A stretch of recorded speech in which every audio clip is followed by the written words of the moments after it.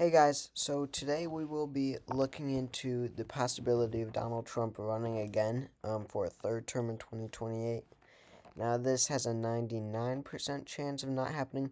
Well, I shouldn't say that, of him being the nominee. There's a 1% chance of that happening, but there is a really good chance, I believe, that he actually takes legal action and tries to run again.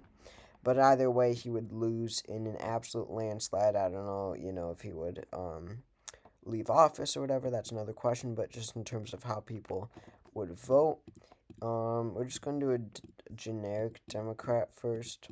This would almost, for the establishment Democrats that only care about winning, that's their job is to win, this would be a gift to them because of how much of a landslide it would be.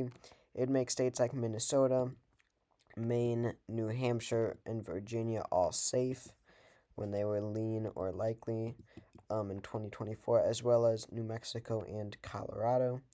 Nebraska's 2nd District would also probably become safe. We're looking at about a 15-point margin shift here from 2024 in most states. As you can just see, the approval rating of Donald Trump is, this is just him in office in the second term right now, not trying to run for a third term, but he started at a plus 8% approval, 51 to 43.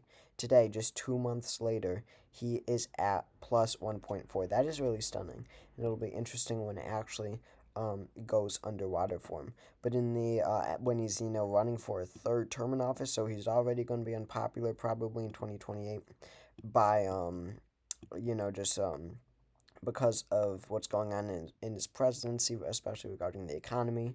So far, he'll already be unpopular, but breaking the Constitution and running for a third term, that would really be something to watch. So very few states would be safe for him. I think that Wyoming and West Virginia wouldn't care too much about him running again, as well as North Dakota and South Dakota, and of course Nebraska's 3rd District.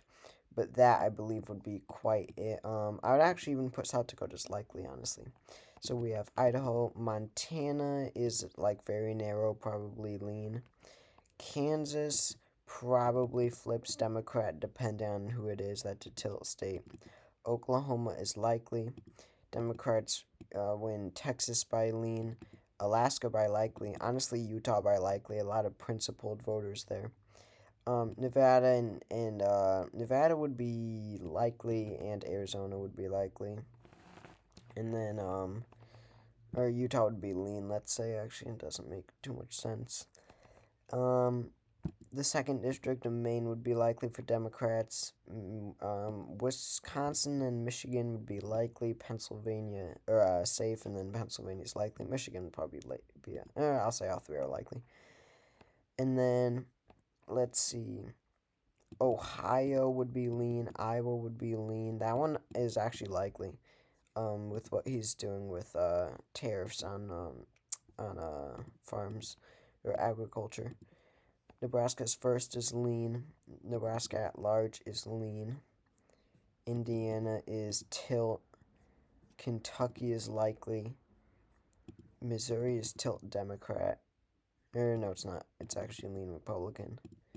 And then these southern states are all likely. Mississippi is actually lean.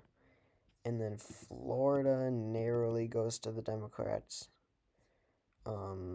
Georgia's likely, North Carolina's likely, South Carolina is tilt.